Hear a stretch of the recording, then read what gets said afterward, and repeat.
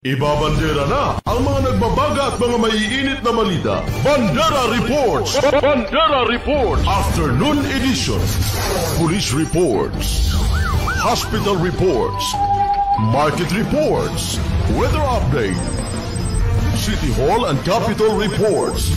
Local, regional, national, and international news. Bandera Reports Afternoon Edition. And now, here's your anchorman.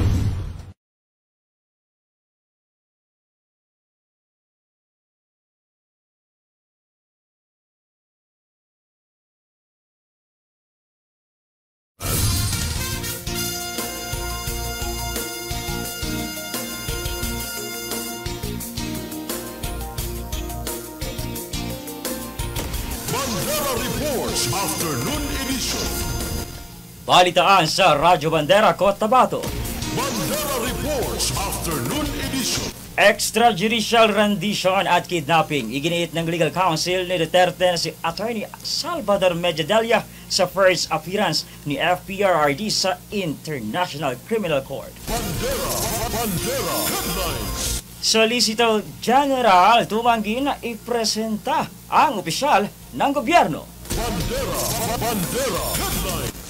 24 na oras o 24-hour Global Peace Rally nakatakdang ikasa sa selebrasyon at pagbibigay ng suporta sa 88th birthday ni dating Pangulong Duterte ngayong buwan ng Marso. Bandera Headlines. No permit, no rally policy mahigpit na ipatutupad ng Cotabato City Police Office. Bandera Headlines. 68 appointed MPs o member of the Parliament ng Bangsamoro Transition Authority nanumpa na sa kanilang tungkulin. Bandera Headlines.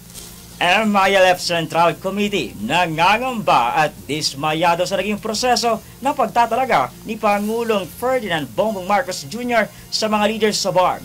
Ayon sa ilan, nilabag ng pamahalaan ang probisyon ng Bangsamoro Organic Law. Bandera Headlines.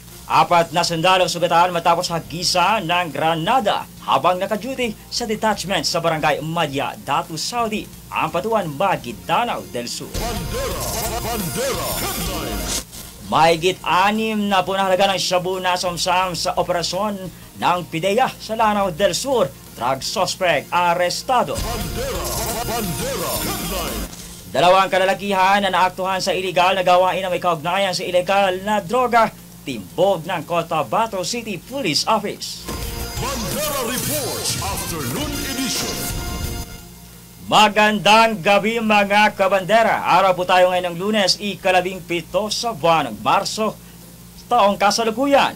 Napapakinggan sa inyong mga radyo sa 105.3 DXJNFM at napapanood live sa inyong mga telebisyon sa Channel 4 at 33 ng Maguindanao Sky Cable at napapanood live sa Facebook page ng Bandera News TV Cotabato. Ako ang inyong tagapagbalita, Savino Javerola, at ito ang Bandera News TV Cotabato.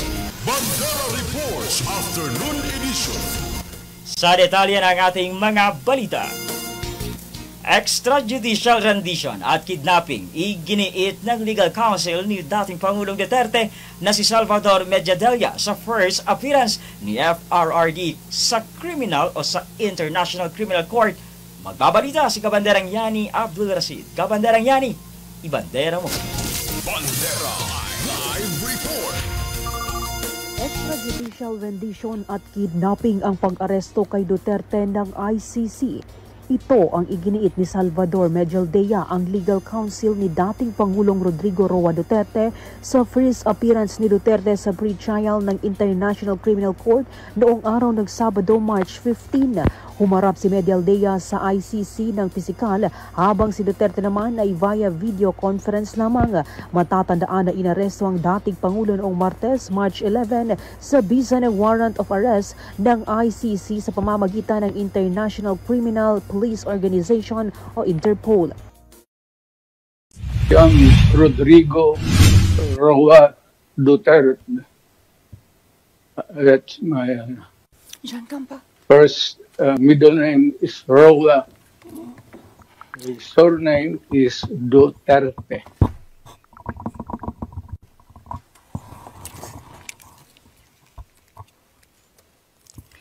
Merci beaucoup. Thank you very much. What is your date of birth? Again, ma'am.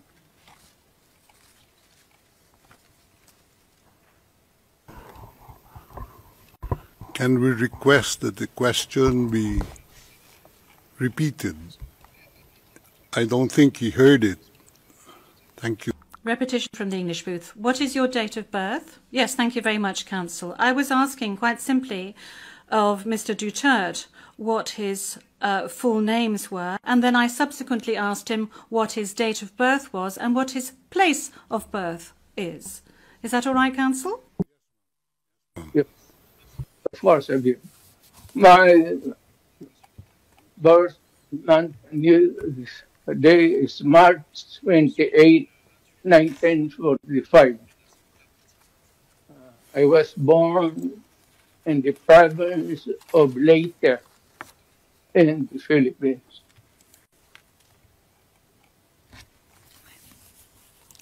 Merci beaucoup. Thank you very much. As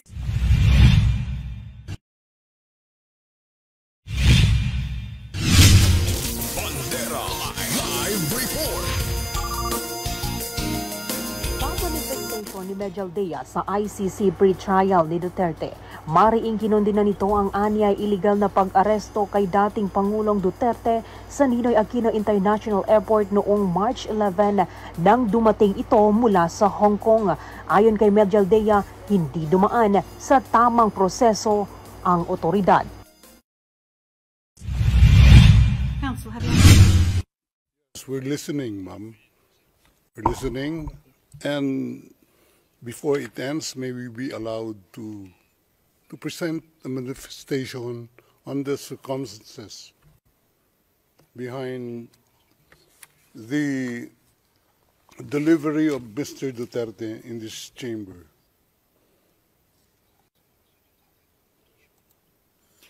Oui, Maître, je dois d'abord demander... Yes, Council. This is as part of the procedure, and as we've said since the very outset, I need to ask Mr. Duterte himself to make observations as to the condition of his surrender to the court and the conditions of his detention at the detention facility of the court since his arrival. If he can please tell us these details. Thank you. Can I... Oui, Maître. Oui. The presiding judge. Yes, Counsel. Please. 2 days ago, the whole world has witnessed the degrading fashion in which a former president of a sovereign country was bundled into a private aircraft and summarily transported to The Hague. To us lawyers, this would be called an extrajudicial rendition. To the less legally inclined, it was a pure and simple kidnapping. My client was denied all access to the legal recourse in the country of his citizenship, and this all in the nature of political score settling.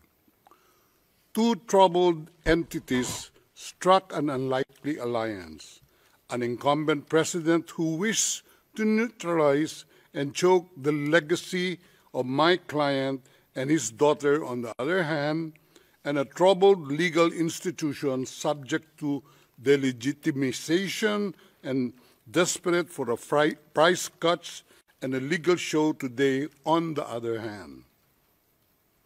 With this in mind, it is not surprising that my client was abducted from his country. ICC private jets do not drop out of the thin air. That jet which received my client was coordinated in advance. The UAE is not a state party to the ICC and has no obligation to cooperate with the court. Yet my client sat in transit in that country for more than 5 hours. I invite the registry's representative to present today in court to explain to the judges exactly how they believe this transfer was anything other than a gross abuse of process. Given the precipitous arrival of my client, an elderly man with debilitating medical issues, hard of hearing and poor of sight, he was taken to a hospital for observation. Only this morning have I met him for the first time with less than an hour to discuss legal issues. I have not been able to present him with a hard copy of the arrest warrant because we were not supplied with such.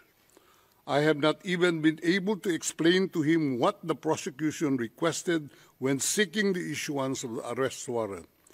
This is because the chamber only established a redacted version of the prosecution request last night.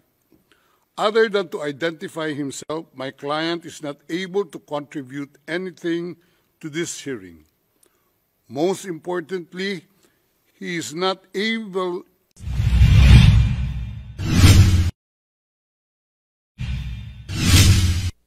Samantala, ayon kay Judge Lulian Potok, itinakda naman ng ICC ang sunod na hearing para sa kaso ni Duterte sa September 23, 2025. Mula dito sa Radyo Bandera Cotabato, Yani Abdul Rashid, Basta Balita, Ibandera mo.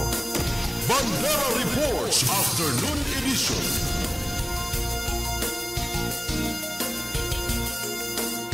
Samantala sa iba pang mga usapin, Solicitor General tumanggi na ipresenta ang opisyal ng gobyerno. Magbabalita si Yani Abdul Rashid, Kabanderang Yani, Ibandera mo. Bandera Live Report. Naghain ang Office of the Solicitor General ng posisyon at motion nito ngayong araw ng Lunes, March 17 na hindi irerepresenta ng kanilang opisina ang mga opisyal ng gobyerno na respondent sa mga writ of habeas corpus petitions ni na Davao City Mayor Sebastian Duterte, Davao City 1st District Representative Paulo Duterte at Veronica Duterte. Tumanggi ang tanggapan at nanindigan na walang jurisdiction ang International Criminal Court o ICC sa Pilipinas kaya hindi nito magagampanan ang kanilang tungkulin na ipagtanggol ang respondent sa korte. Kabilang sa mga respondent sina Executive Secretary Lucas Bersamin, DOJ Secretary Remula, PNP Chief Marbil, Police Major General Tora III, Solgen Menardo Guevara, DFA Secretary Enrique Manalo, Immigration Commissioner Norman Tansinko, AFP Chief Romeo Bronner at Yusek Antonio Alcantara ng Philippine Center on Transnational Crime. Kamakailan ay magkahiwalay na naghain ng petisyon sina Veronica Kitty Duterte at Davao City Mayor Sebastian Baste Duterte upang mapabalik sa bansa ang kanilang ama na ngayon ay hawak ng International Criminal Court. Iginiit ng Office of the Solicitor General maaaring hindi nila epektibong mapagtatanggol ang gobyerno at minabuting alisin na lang ang sarili sa mga kaso. Buo raw ang kanilang posisyon na walang jurisdiction ng ICC sa Pilipinas at gumagana ang investigative, prosecutorial at justice system sa bansa. Samantala, kinumpirma na rin ng Korte Suprema na natanggap na nila ang manifestation of recusal mula sa Office of the Solicitor General ngayong araw ayon kay Supreme Court spokesperson Camille Ting. Mula dito sa Radyo Bandera Cotabato, Yani Abdul Rashid, Basta Balita, Ibandera mo. Bandera Reports Afternoon Edition.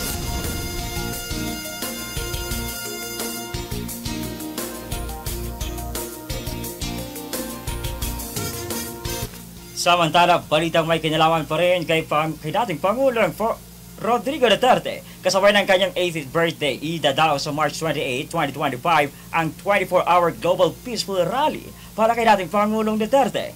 Kasabay ng kanyang kaarawan, magsisimula ito alas 8 ng gabi at tentative route ng nasabing rally ay mula sa Cotabato State University hanggang sa Cotabato City Plaza. Layunin ng aktibidad na ito na maipakita ang suporta at kasabay na rin panawagan napauwiin na sa Pilipinas si Duterte mula sa International Criminal Court sa The Hague sa Netherlands.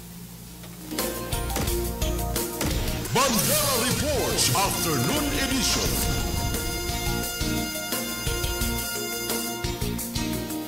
Kaugnay sa balitang yan, no permit, no rally, paalala ng Cotabato City Police Office sa mga nais na magsagawa ng rally sa lungsod. Nagpapaalala ang Cotabato City Police Office sa lahat ng mga nais magsagawa ng rally sa lungsod ng Cotabato ay kinakailangan munang kumuha ng permit mula sa city government. Ayon sa Cotabato City Police Office, ito ay base sa batas ng pambansa o kilala bilang Public Assembly Act of 1985. Hinihikayat ng kapulisan ng mga organizers ng bawat organisasyon na mag-coordinate o magipag-ugnayan muna sa otoridad bago magsagawa ng rally. Ito ay upang masiguro ang kaligtasan ng bawat isa. Bandera Reports Afternoon Edition. Samantala sa iba pang mga usapin, 68 appointed MPs o Member of the Parliament ng Bangsamoro Transition Authority nanumpa na sa kanilang tungkulin. Ang detalye sa pagbabalita ni Yani Abdul Rashid. Kabanderang Yani, ibandera mo. Bandera Live Report. Formal nang nanumpa sa harapan ng bagong interim chief minister ng BARM na si Abdul Rauf Sami Gambar Makakua ang mga bagong talagang members of the parliament ng BTA noong araw ng Sabado, March 15 na ginanap sa Maynila. Ang mga appointment ng bagong talagang ito ay nilagdaan ni Pangulong Ferdinand Bongbong Marcos Jr. noong March 3. Kinabibilangan ng 77 miyembro kung saan 58 ang reappointed na mambabatas at 19 naman ang bagong appointees. Sila ay tumitiyak sa katatagan habang naghahanda ang rehiyon para sa first parliamentary election sa October 2025. Magsisilbi ang mga bagong talagang members of the parliament sa loob ng 7 buwan at tinitiyak na magpapatuloy ang pamamahala bago ang halalan sa Oktubre. Nakatakda na magbukas muli ang session ng BTA Parliament sa April 8 para sa ika-4 na regular session nito at tutugunan ang mga prioridad na legislative measures hanggang sa pag-adjourn nito sa October 29. Samantala, sinabi naman ni OPA Pro Secretary Carlito Galvez Jr. na dumalo sa seremonya ang patuloy na suporta ng administrasyon ni Pangulong Marcos sa rehiyon ng Bangsamoro. Pinagtibay naman ni BTA Speaker Attorney Pangalian Balindong ang pangako ng Parliament sa isang epektibong pamamahala sa panahon ng transisyon. At nito lamang araw ng Lunes, nagpalabas ng Memorandum Circular No. 0035 Series of 2025 ang bagong interim chief minister ng BARM na si Abdul Rauf Makakua na nagdedirekta o nag-uutos ng continuation ng function ng lahat ng mga ministries at head of office ng BARM sa panahon ng transisyon. Mula dito sa Radyo Bandera Cotabato, Yani Abdul Rashid, Basta Balita, ibandera mo. Bandera Reports Afternoon Edition.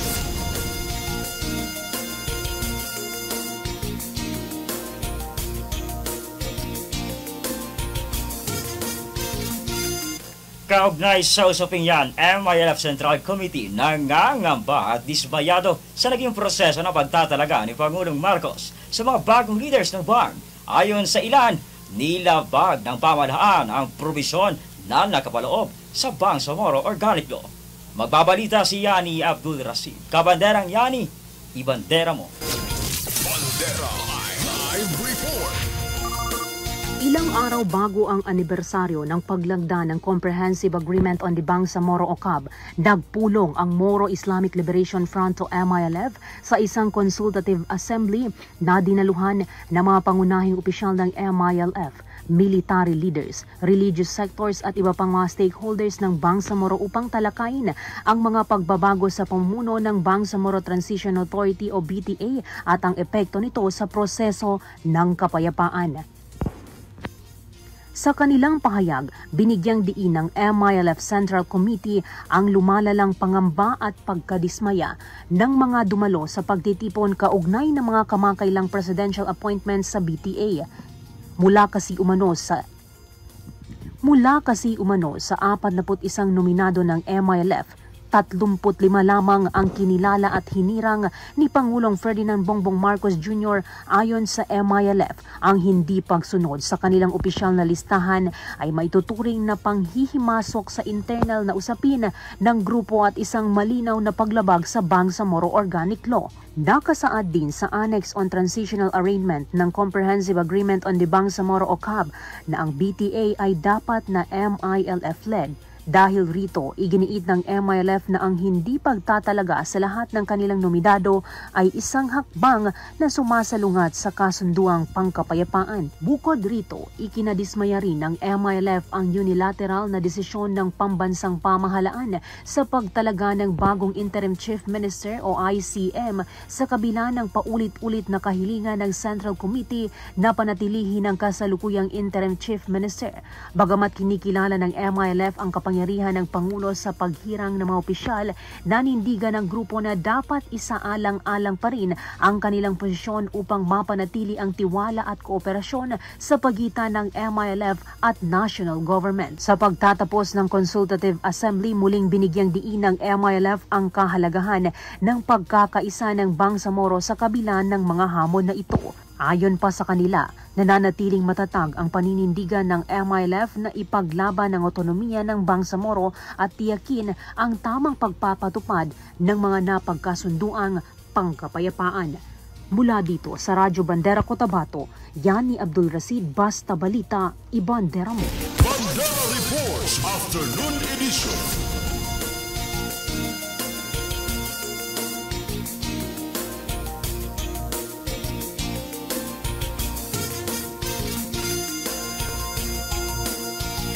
Kasabay ng balitang yan, 19 na MILF commanders nakipagpulong kay OPA Pro Secretary Calves. Ang detalye sa pagbabalita ni Yani Abdul Rasid. Kabanderang Yani, ibandera mo. Bandera Live Report. 19 na Moro Islamic Liberation Front o MILF commanders ang nakipagpulong kay OPA Pro Secretary Carlito Galvez Jr. kasabay ng free iftar na inorganisa ng tanggapan nitong araw ng Linggo, March 16. Kasama sa 19 na dumalo sa MILF commanders si MILF CCCA Chair Butch Malang. Tinalakay sa pulong ang kinabukasan ng bagong leadership ng BARM transition. Interesado umano ang mga commander sa maibibigay na socio-economic project ng national government. Ngayong bago na ang leader ng BARM, umaasa ang mga ito sa tagumpay ng bagong pamunuan ng BARM.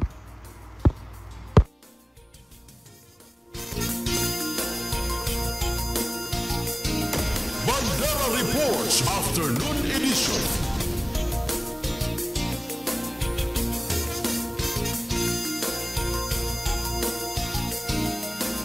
Sa iba pang mga balita, 4 na daw na Islamiyang member patay sa operasyon ng militar sa Barira, Maguindanao del Norte.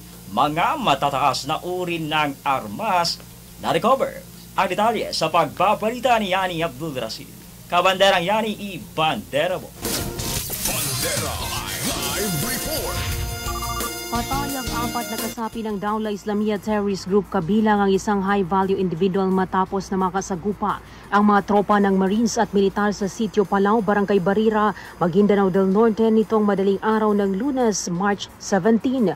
Ayon sa tagapagsalita ng 6th Infantry Division, Lieutenant Colonel Roden Orbon, isang operasyon o decisive military operation ang ikinasa ng Marine Battalion Landing Team 2 at militar na nagresulta sa pagkakasawi ng mga nasabing Dawla Islamiyah kabilang na ang kanilang leader.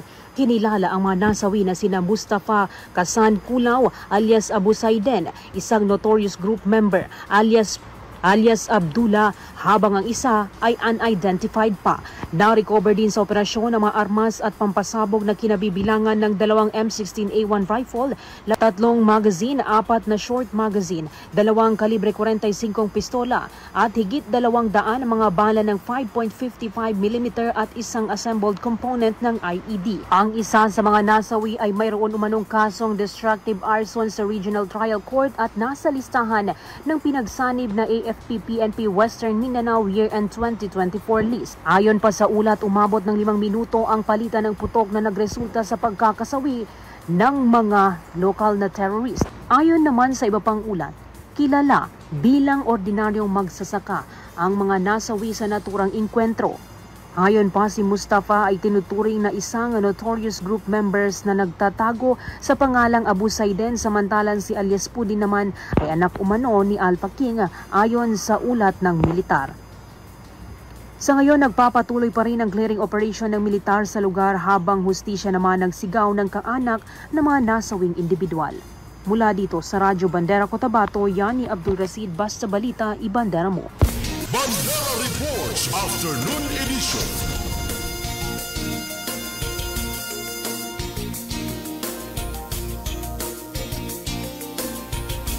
Samantala sa iba pang mga balita, 4 na sundalo ang sugatan matapos hagisan ng granada habang naka-duty sa detachment sa Barangay Madiao, Datos Saudi Apatuan, Maguindanao del Sur. Ang detalye sa pagbabalik ni Yani Abdul Rashid. Kabanderang Yani, Ibandera mo. Bandera Live Report. Sugatan ng 4 na sundalo ng hagisan ng granada ng mga armado ang kanilang detachment sa Barangay Madia, Datos Saudi Apatuan, Maguindanao del Sur, alas 7:30 ng gabi noong araw ng Sabado, March 14. Ayon kay 6th Infantry Division spokesperson Lieutenant Colonel Roden Orbon, naka-duty sa detachment ang 4 na sundalo nang mangyari ang paghagis at pagsabog ng granada. Sa ngayon, patuloy pa rin na inoobserbahan ang kalagayan ng 4 na sundalo sa ospital. Ikinalulungkot at mariing kinundina ng 6th Infantry Campilan Division ang karahasan na ito dahil nangyari ang insidente sa panahon ng Ramadan. Ayon kay Orbon, ang katulad ng karahasan na ito ay walang puwang sa lipunang nagsusumikap na magkaroon ng pagkakaunawaan at kapayapaan. Inaalam na ngayon ng militar at local authorities kung sino ang mga grupo na responsable sa paghagis ng granada. Hinihikayat naman ng 6th Infantry Campilan Division ng publiko na manatiling kalmado at mapagmatsyag anumang oras at agad na i-report sa otoridad kung mayroong mga kahinahinalang bagay o grupo sa inyong mga lugar. Mula dito sa Radyo Bandera Cotabato, Yani Abdul Rashid, Basta Balita, Ibandera mo. Bandera Reports Afternoon Edition.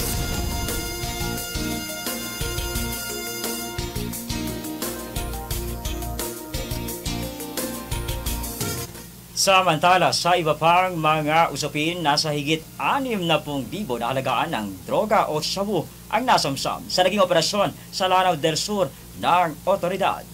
Magbabalita si Raiza Kamid. Kabanderang Raiza, Ibandera mo. Bandera Live Report. Kulungan ang bagsak ng isang tulak ng iligal na droga sa ikinasang drug buy-bust operation ng PNP sa Barangay East, Wao, Lanao del Sur, kung saan mahigit 60,000 halaga ng droga ang nasamsam. Ang naarestong sospek ay hindi na pinangalanan pa ng mga operatiba. Na residente rin ng nabanggit na lugar. Nakuha sa posisyon nito ang isang pakete ng heat-sealed transparent plastic sachet na naglalaman ng iligal na droga na may bigat na 10 gramo na nagkakahalaga ng 68,000 pesos at kasama ring nabawi ang ginamit na buy-bust money. Matapos ang operasyon ay dinala na ang suspect sa kustodiya ng WAO MPS at mahaharap sa kasong paglabag sa Republic Act 9165 o ang Comprehensive Dangerous Drugs Act of 2002. Mula dito sa Bandera News TV, Cotabato, Raiza Kamid, Basta Balita, Ibandera. Bandera Reports Afternoon Edition. Samantala, 2 lalaki huli sa akto matapos bumabatak ng show ng kapulisan sa lungsod ng Cotabato. Ang detalye sa pagbabalita ni Raiza Kamid. Kabanderang Raiza, Ibandera mo. Bandera Live Report. Kulungan ng bagsak ng 2 kalalakihan matapos na maaktuhan ng mga operatiba na gumagamit ng iligal na shabu sa Ruales Street, Barangay Rosarites 13, Cotabato City. Sa report mula sa PNP, kinilala ang mga arestado na sina Ronnie Medel, 46 anyos, residente ng Barangay Rosarites 13, at si Fahad Alamada, 21 anyos, na residente naman ng Mother Barangay Bagwa, Cotabato City, na kapwa tinaguriang high-valued individual. Ayon sa kapulisan, nagpapatrolya umano ang mga tauhan ng Police Station 2 sa lugar nang biglang may lumapit na isang concerned citizen at sinabing mayroong nagaganap na pot session sa lugar. Agad naman na nagsagawa ng operasyon ng operatiba at dito na naaktuhan ang 2 gumagamit ng iligal ng shabu. Nakuha sa posisyon ng mga ito ang isang improvised class tutor na mayroon pang bakas ng iligal na droga at 2 disposable lighters. Agad naman na dinala ang dalawa sa kustodiya ng Cotabato City Police Station 2 at mahaharap sa kasong paglabag sa Republic Act 9165 o ang Comprehensive Dangerous Drugs Act of 2002. Mula dito sa Bandera News TV Cotabato, Raiza Kami, Basta Balita, Ibandera mo. Bandera Reports Afternoon Edition.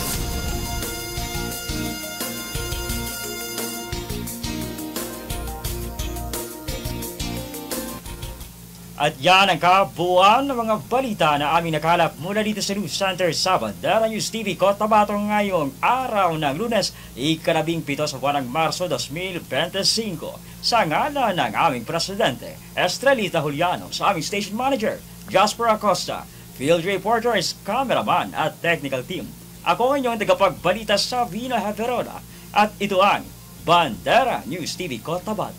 105.3 Radio Bandera Cotabato City. Inakarespetado sa news and current affairs. Ito ang bagong radyo ng sambayanang Pilipino. Radyo Bandera. Tahanan ng mga balitang totoo, musikang bago at may serbisyo publikong taos sa puso. 105.3 Radio Bandera. Iwawagayway ang bandera ng